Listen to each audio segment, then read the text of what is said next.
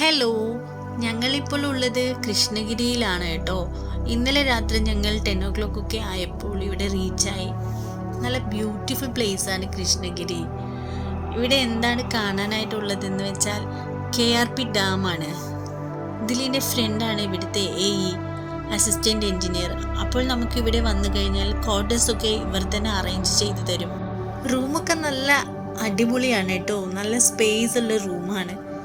ഞങ്ങൾ ഇന്നലെ രാത്രി ഇവിടെയാണ് സ്റ്റേ ചെയ്തത്.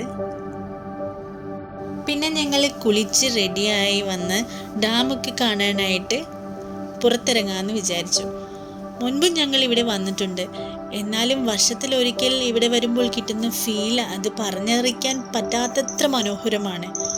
കൂടെ ഒരാളെ കൂടെ പറഞ്ഞു വിട്ടിരുന്നു ഞങ്ങളെ ഡാം കാണിക്കാനായിട്ട്.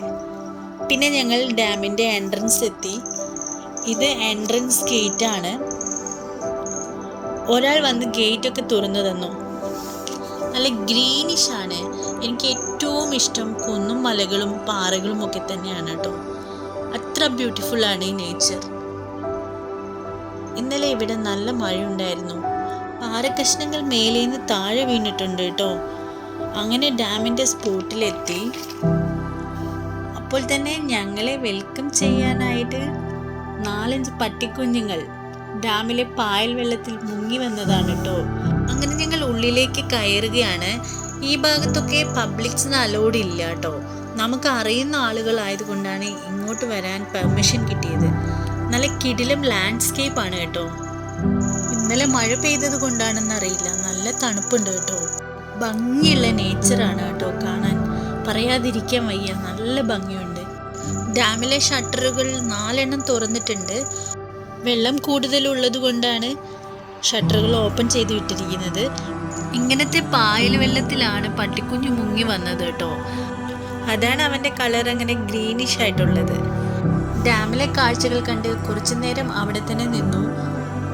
മലമുകളിൽ നിന്ന് തേനീച്ചകൾ ഇങ്ങോട്ടേക്ക് ഒരുപാട് വരുന്നുണ്ട്. കുറേ കൂട് കൂട്ടിയിട്ടുണ്ട് ഇവിടെ. അത് കാരണം നമുക്കിവിടെ കുറേ നേരം നിൽക്കുമ്പോൾ ബുദ്ധിമുട്ടാണ്. ഇതിൻ്റെ ഓപ്പോസിറ്റ് സൈഡിൽ ഒരു അമ്പലമുണ്ട്. നിറയെ മരങ്ങളും കാണാൻ നല്ല ഭംഗിയുള്ള അറ്റ്മോസ്ഫിയർ. പിന്നെ നോക്കുമ്പോൾ ഇത് ഫസ്റ്റ് ഷട്ടറാണ്. ഇത് ഓപ്പൺ ചെയ്ത് വെച്ചിരിക്കുന്നുണ്ട്. ഡാമിൽ ധാരാളം വെള്ളമുള്ളത് കൊണ്ടാണ് ഈ 4 ഷട്ടറുകൾ ഓപ്പൺ ചെയ്ത് വെച്ചിരിക്കുന്നത്. ഈ ഭാഗത്തൊക്കെ ഗ്രീനിഷ് ആയിട്ട് നിറയെ പായലുകളാണ്. പിന്നെ ഇതിൻ്റെ നേരെ ഓപ്പോസിറ്റ് സൈഡിൽ കുറേ പേരൊക്കെ വലയിട്ട് മീൻ പിടിക്കുന്നുണ്ട്. നേരത്തെ പറഞ്ഞതുപോലെ കണ്ട തേനീച്ചകളാണിത്. ഒരുപാട് തേനീച്ചകളുണ്ട്. അത് കാരണം നമുക്ക് ഒരുപാട് നേരം ഇവിടെ സ്പെൻഡ് ചെയ്യാൻ കഴിയില്ല. വെള്ളം നല്ലോണം വാട്ടർ ഫ്ലോ പോയിക്കൊണ്ടിരിക്കുന്നു. ഇവിടുത്തെ ലാൻഡ്സ്കേപ്പ് ഇതുപോലെ ഉള്ളത് കാരണം പേടിക്കേണ്ട കുറച്ച് കാര്യങ്ങളുണ്ട്. മഴ പെയ്യുമ്പോഴൊക്കെ മേലെ നിന്നും മഴകളൊക്കെ മേലെ നിന്ന് താഴോട്ട് ഉരുണ്ടു വരാനുള്ള ചാൻസസും ഉണ്ട്. പിന്നെ ഞങ്ങൾ ഒരുപാട് നേരമൊന്നും അവിടെ നിന്നില്ല. പിന്നെ ഞങ്ങൾ റൂമിലേക്ക് പോകുവാണ്. ഈ ഗേറ്റിൻ്റെ അപ്പുറവശം വരെ നമുക്ക് പബ്ലിക്കൊക്കെ വരുന്നുണ്ട്.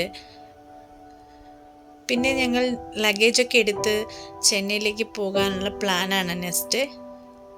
ഈ ഗേറ്റ് കഴിഞ്ഞാൽ നെക്സ്റ്റ് എൻഡിൽ ഒരു ഗേറ്റ് ഉണ്ട്. അതാണ് ഔട്ട് ഗേറ്റ്. ഈ ഗേറ്റ് തുറക്കാനും ഒരാൾ വരണം. അതുകൊണ്ട് ഞങ്ങൾ കുറച്ചു നേരം വെയിറ്റ് ചെയ്ത് നിൽക്കുകയാണ്. രാവിലെ തന്നെ റോഡൊക്കെ ബിസിയായി തുടങ്ങി. കാരണം എല്ലാവരും ജോലിക്ക് പോകാനുള്ള തിരക്കാണ്. ഇവിടെയുള്ളവരെല്ലാവരും ഡാമിലും പിന്നെ തൊട്ടടുത്ത് തന്നെ ഒരു ഗാർഡനുണ്ട്. അവിടെയൊക്കെ വർക്ക് ചെയ്യുന്നവരാണ് കേട്ടോ. പിന്നെ ഞങ്ങൾ നേരെ ക്വാർട്ടേഴ്സിലെത്തി. ലഗേജൊക്കെ എടുത്ത് കാറിൽ വെച്ചു. പിന്നെ അവിടെയുള്ള എല്ലാവരോടും യാത്ര പറഞ്ഞ് നേരെ പോവുകയാണ് ചെന്നൈയിലേക്ക്. ഇതിൻ്റെ ഫ്രണ്ടിലായിട്ടാണ് ഒരു ഗാർഡൻ ഉള്ളത് കേട്ടോ. അത് നല്ല ഭംഗിയുള്ള വ്യൂ ആണ് കാണാൻ.